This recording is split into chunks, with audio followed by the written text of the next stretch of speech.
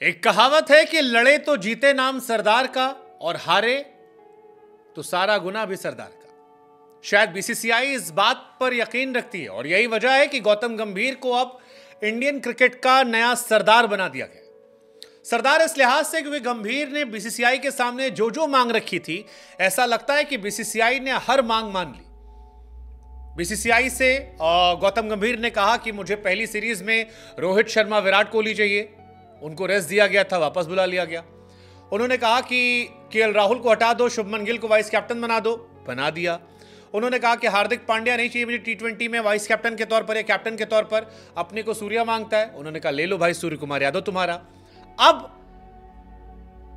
गंभीर का जो कोचिंग स्टाफ है वहां पर भी गंभीर की सारी मांगें मान ली गई है। यानी बीसीसीआई ने यह स्पष्ट कर दिया है कि अगले 3 सालों में जहां पर 4 बड़े टूर्नामेंट हैं, जिसमें पाकिस्तान में होने वाली चैंपियंस ट्रॉफी, इंग्लैंड में होने वाली वर्ल्ड टेस्ट चैंपियनशिप, उसके बाद टी20 वर्ल्ड कप और उसके बाद ओडीआई वर्ल्ड कप, जहां तक गौतम गंभीर का कॉन्ट्रैक्ट है वहां तक गौतम गंभीर की मनमानी बीसीसीआई मानेगा। लेकिन इसका नतीजा यह होगा कि अगर गंभीर जीतते हैं तो क्रेडिट गंभीर का, और अगर हार होती है तो सवाल, ब्लेम, इल्जाम सिर्फ और सिर्फ गौतम गंभीर का।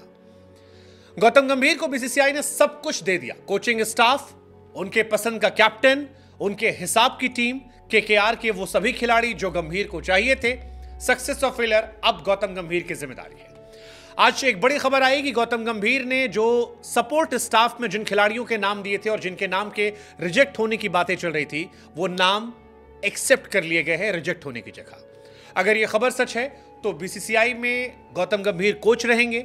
असिस्टेंट कोच के तौर पर केकेआर यानी कि गौतम गंभीर के ही साथी खिलाड़ी बीते आईपीएल के अभिषेक नायर, उन्हें मौका दिया जाएगा असिस्टेंट कोच के तौर पर। दूसरे असिस्टेंट कोच वो खिलाड़ी होंगे जो डच खिलाड़ी हैं, रियान टेंट। आपको याद होगा कि ये केकेआर के ज़माने में जब गौतम गंभीर कप्तान हुआ करते थे, उस समय ये टीम में भी खेलते थे और अभी सपोर्ट स्टाफ में थे। इन्हें भी वहां रखा जाएगा।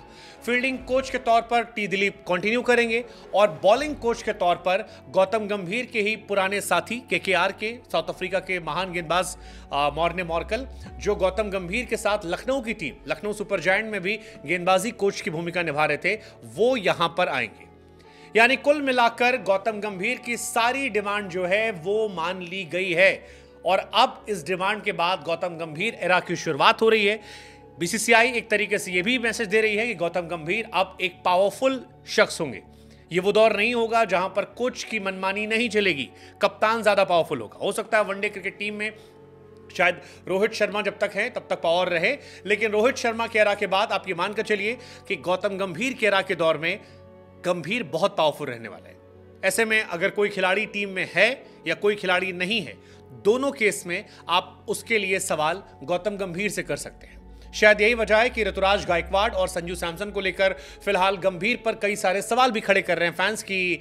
संजू सैमसन जिन्होंने आखिरी मैच में शतक लगाया था, और ऋतुराज गायकवाड़ जो बीते कुछ महीनों में टीम इंडिया में टी20 क्रिकेट में खासतौर पर सबसे बेहतर खिलाड़ी थे, उन्हें टीम में जगह क्यों नहीं दी गई।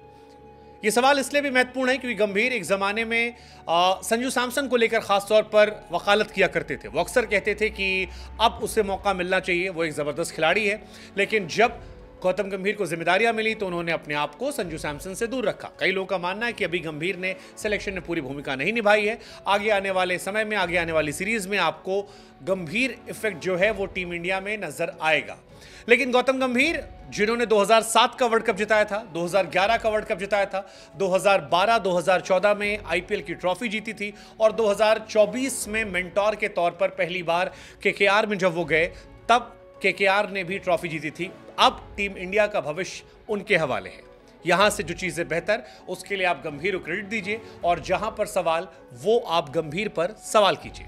लेकिन हमारा सवाल आपसे एक है कि champions trophy, world test championship, टी20 वर्ल्ड कप और उसके बाद ओडीआई वर्ल्ड कप, इन 4 मेजर टूर्नामेंट में आपको क्या लगता है कितने ऐसे टूर्नामेंट हैं जहां पर इंडिया का झंडा लहराएगा और ट्रॉफी हमारे पास आएगी? क्या सोचते हैं आप? हमें कमेंट सेक्शन में बता सकते हैं।